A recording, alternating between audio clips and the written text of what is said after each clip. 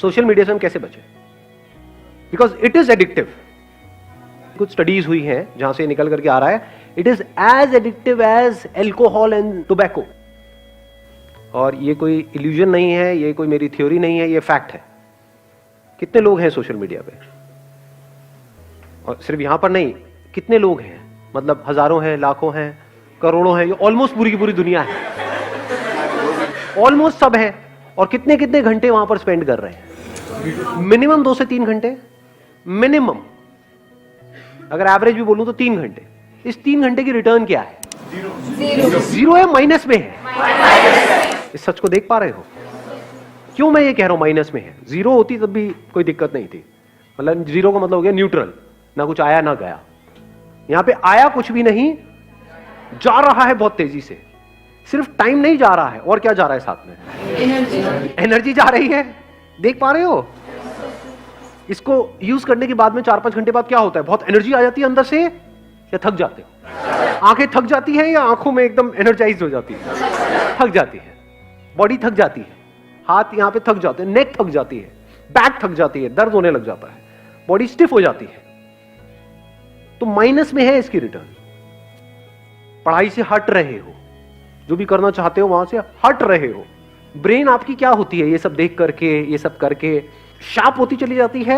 Mind sharp हो जाता है या डल हो जाता है? बैठे रहो, मतलब दिमाग लगाने की जरूरत नहीं, देखते रहो, एक के बाद एक, एक के बाद एक, एक के बाद एक, कहीं का कहीं, कुछ का कुछ।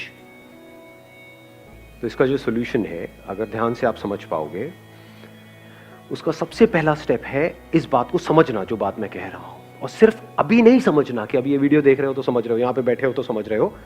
खुद अपने आप से ये क्वेश्चन पूछना बार बार बार बार कि मैं कर क्या रहा हूं।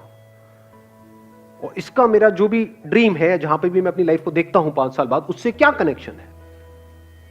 अगर मेरे सारे सेशंस का आप एसेंस निकालोगे, वो है क्वेश्चनिंग, नॉट मोटिवेशन। बहुत सारे लोग मेरी वीडियोस को मोटिवेशन के लिए देखते हैं, बेवकूफ है वो लोग। फिर मेरी वीडियोस में या आप इंस्टाग्राम पे टाइम पास कर रहे हो, कोई फर्क नहीं है। मेरी वीडियोस भी मजे के लिए देख रहे हो या थोड़े चार्ज अप होने के लिए देख रहे हो, वहां भी मजे के लिए देख रहे हो, फर्क क्या रहा? मजा भी टेम्पररी, मोटिवेशन भी टेम्पररी। तो कब फायदा है मेरी वीडियोस देखने का? जब आप देखो and you go in a contemplative state. मतलब वीडियो देखने के बाद में वीडियो बंद किया और 10 मिनट के लिए या 20 मिनट के लिए या 1 घंटे के लिए बैठ करके अपने आप से क्वेश्चन पूछ रहे हो, क्या ये जो बंदा कह रहा है बात तो सही है, और जो कह रहा है उसको मैं प्रैक्टिकली अपनी लाइफ में अप्लाई क्यों नहीं कर पा रहा हूं? क्यों नहीं कर पा रही हूं? सब जानते हुए भी मैं क्यों फंस रहा हूं? अगर इस तरह के आप क्वेश्चंस पूछने लग जाओगे तो जवाब मिलेंगे ना। अगर मैंने अपने आप से क्वेश्चन पूछे जिसके बेस पे मैंने आपको जवाब दिया और उसको आपने रट लिया, तो आप में और एक तोते में कोई फर्क नहीं है। पता आपको सब कुछ होगा, कर कुछ भी नहीं पा रहे हो। ये प्रॉब्लम आती है आप लोगों के साथ प्रैक्टिकली? नहीं आती है। बहुत लोग मेरे से क्वेश्चन पूछते हैं कि सर आपकी बातें सारी समझ तो आ जाती हैं, लेकिन प्रैक्टिकली लाइफ में हम अप्लाई नहीं कर पाते। ऐसा क्यों है? क्योंकि वो मेरी बातें हैं, आपकी बातें नहीं है ना। आपकी बातें कैसे बनेंगी? उसका पहला स्टेप क्या है? क्वेश्चन पूछना। किससे क्वेश्चन पूछना? अपने आप से। दिन में कितने घंटे या कितने मिनट आप अपने आप से बैठ करके क्वेश्चनिंग करते हो? सच बोलो। जीरो। ये प्रॉब्लम की सारी जड़ है। क्वेश्चनिंग ही तो फर्क है आप में और एक जानवर में, एक गली के कुत्ते में और आप में फर्क क्या है? कभी सोचा है अपने आप से बैठ? थोड़ा कड़वा तो नहीं लग रहा? मैं कई बार बोलता तो हूं इतना स्ट्रांगली, मेरे को खुद को अजीब लग रहा होता है, लेकिन कई बार ये चीजें जरूरी होती है। सो अगर हम मिल करके क्वेश्चनिंग करें और सिर्फ यहां पर ना करें, इसके बाद भी करें, इसके बाद भी आप ये क्वेश्चनिंग करो, तब आपकी लाइफ का कंट्रोल आपके हाथ में आने लग जाएगा। ये बातें जो अभी हम कर रहे हैं ये थोड़ी देर तक याद रहेगी, उसके बाद में सब भूल भाल जाओगे। ये प्रैक्टिकल बात है। जैसे ही वापस से अपनी उस हैबिट में जाओगे, जो हैबिट आपको पड़ी हुई है पिछले कुछ सालों से, तो सारी बातें भूल जाओगे, उसकी तरफ खींचे चले जाओगे, और फिर वो आपको ओवर पावर कर लेगा, आपकी ब्रेन को, और आपकी ब्रेन आपकी बॉडी को कंट्रोल करेगी। आप चाह करके भी अपने आप को रोक नहीं पाओगे। ये होने वाला है। ये सेशन खत्म होते ही यही होगा। देख लेना अभी वापसी में आप लोग, बहुत सारे लोग तो साथ में जा रहे होंगे, मेट्रो में बैठे होंगे, लगे होंगे सब कुछ वही हो रहा होगा जो हो रहा था, जो आप कर रहे थे यहां पर आते वक्त, वही जाते वक्त हो रहा होगा। Real problem procrastination. क्या रियल प्रॉब्लम प्रोक्रेस्टिनेशन है, या रियल प्रॉब्लम ये है कि एक सेंस ऑफ अर्जेंसी हमारे अंदर नहीं है? Do you have that sense of urgency कि यार मेरा टाइम निकल रहा है, मुझे कुछ करना है? अंदर से ये आग लगी हुई है, सच बोलो अपने आप से। Do you have that fire? अगर होगी तो फिर तो ये सोशल मीडिया आप पे हावी हो ही नहीं सकता ना। ये आपको ओवर पावर नहीं, कुछ भी आपको ओवर पावर नहीं कर सकता, डिस्ट्रैक्शन जीरो हो जाते हैं। मैं क्या करता हूं प्रैक्टिकली, मेरा फोन है किसी के पास में? मेरा किसके पास में दिखाना है? सबसे महंगा फोन है वर्ल्ड का, उससे ऊपर कोई है ही नहीं। ये मेरा प्यारा सा फोन है। अरे उल्टा था। Largest screen, best touch, 1000 pixel camera. कुछ है ही नहीं, क्या करोगे? ये मेरा फोन है, बट मेरे पास में एक और फोन भी है, वो अपने पास में नहीं रखता हूं वाला फोन, मेरे पास में ये वाला फोन रहता है। बट कभी कुछ इंपॉर्टेंट काम करना है, कोई एकदम से ईमेल आ गई है, कुछ आ गए, तो उस फोन को मैं ऑन करता हूं, फटाफट से वो काम करता हूं, ऑफ करता हूं, रख देता हूं। अब ये किसने किया है? मैंने किया है, अपने लिए किया है, जबकि मेरे को इसकी जरूरत नहीं है। अगर एक्चुअल में आप समझोगे तो आप किस लिए करना चाह रहे हो? अपने करियर के लिए। जबकि एक्चुअल में देखा जाए तो कौन है यहाँ पर जो कहेगा कि मेरा करियर बड़ा कमाल का सेट हो गया है जी, मैंने कर लिया जो कुछ करना था मुझे लाइफ में फाइनेंशियली? है कोई? एनीबडी? मैं तो हूं। करियर में जहां तक भी आप जो भी सोच सकते हो उससे बहुत बड़ा कुछ मैं ऑलरेडी कर चुका। अगर आज मैं पूरा दिन भी बैठ करके मोबाइल पे टाइम पास करता रहूं, मुझे फाइनेंशियली कोई फर्क नहीं पड़ने वाला है, फिर भी कर रहा हूं। और आपको करना चाहिए, फिर भी आप नहीं कर रहे हो ना। घोचू ये होते हैं प्योर घोचू, तो कोई इंप्योरिटी है ही नहीं, समझे? करना किसको चाहिए, कर कौन रहा है? मतलब मुझे एक्चुअल में इसकी जरूरत नहीं है, फिर भी मैं कर रहा हूं, क्यों? सोचो, थोड़ा सा दिमाग लगाओ। Importance of time. Importance of time. Time किसके लिए इंपॉर्टेंट है? आपको पता है कि हाँ, एक मिनट, इन्होंने बड़ी अच्छी बात बोली। इंपॉर्टेंस ऑफ टाइम मेरे को क्लियर है, और जो अपना टाइम खराब कर रहे हैं उनको क्लियर नहीं है। ऐसे लोगों को जानते हो जो सुबह से रात तक बस बैठे रहते हैं, टाइम पास करते रहते हैं। क्यों करते हैं? थियोरेटिकली तो उनको पता है टाइम इंपॉर्टेंट है, बट उनके सारे एक्शंस कह रहे हैं कि उनके लिए टाइम इंपॉर्टेंट नहीं है। क्यों? क्योंकि उनको कुछ करना ही नहीं है जिंदगी में। हाँ, बोलते हैं कि मेरे को ये करना है, तो एक्चुअल में कुछ नहीं करना। लाइफ में एक ऐसा पर्पस चाहिए जो इतना बड़ा हो कि आपको 1 मिनट के लिए भी चैन से बैठने ना दे। तो अब आप यहां से जवाब देख सकते हो कि मेरे लिए टाइम इंपॉर्टेंट क्यों है। बिकॉज मेरी लाइफ का एम क्या है, गोल क्या है? कोई गोल नहीं है। देयर इज एब्सोल्युटली नो गोल। जितने गोल्स थे वो मैंने अचीव कर लिए हैं। अभी भी क्यों टाइम को वेस्ट नहीं कर रहा हूं? बिकॉज पर्पस है। वो पर्पस क्या है कि इस इंसान होने का जो मतलब है, यानी I got this body, I got this brain, mind, this way of thinking, intellect, ये सब है ना, ये मेरे पास में है ना, इसकी जो हाईएस्ट पॉसिबिलिटी है उसको अचीव करना है मुझे। सर, ये जो आपके क्वेश्चंस और ये सारी जो चीज़ें हैं, मतलब कि आप बढ़ चुके हैं आगे from financial freedom, you have achieved the financial freedom, उसके बाद आप ये सब सोच पा रहे हैं।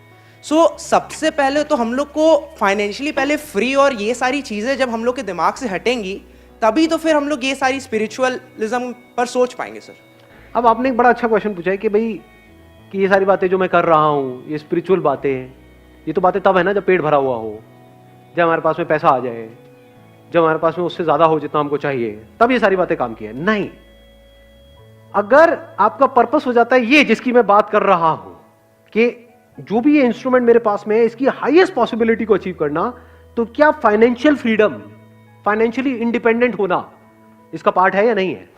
It is one of the part, it is the most important part.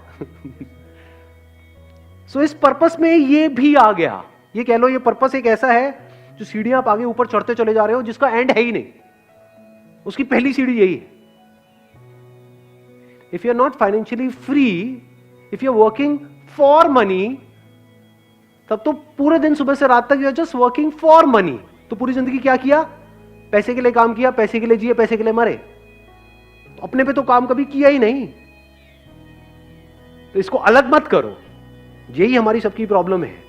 अभी हुआ क्या है, जिस तरह का हमारा एजुकेशन सिस्टम है, हमने इन दो चीजों को अलग अलग कर दिया है। यानी स्पिरिचुअलिटी को, spirituality is nothing but understanding of life, understanding of how your brain works, how your body works, it is not the last step.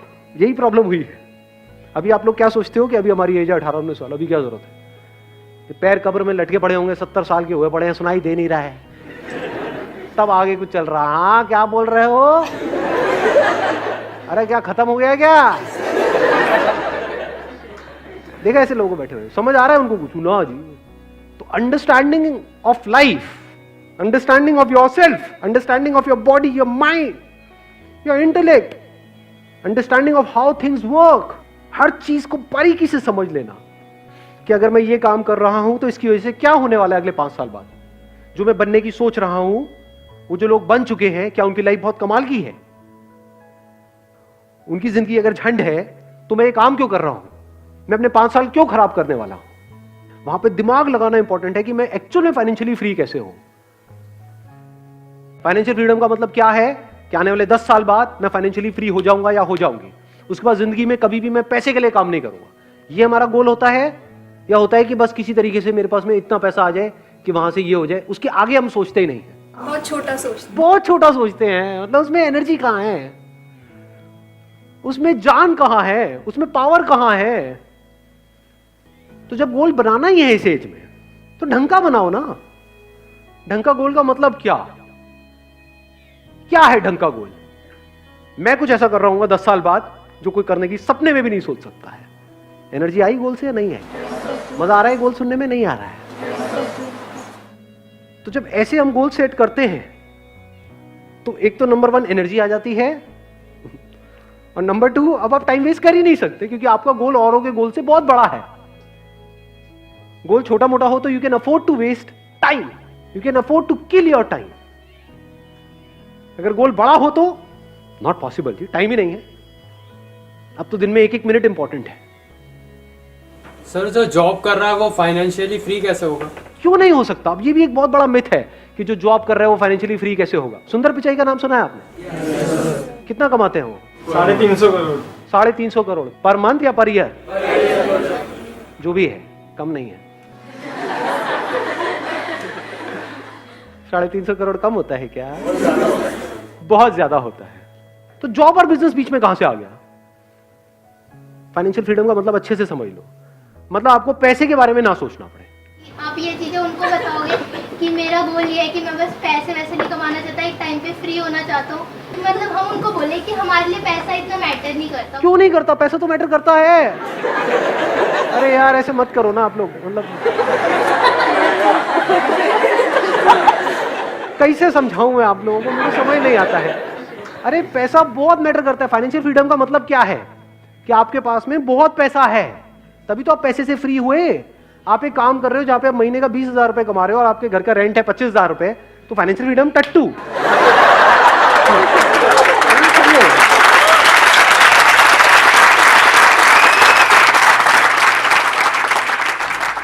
कुछ भी करने से पहले आपको पैसे की टेंशन ना हो।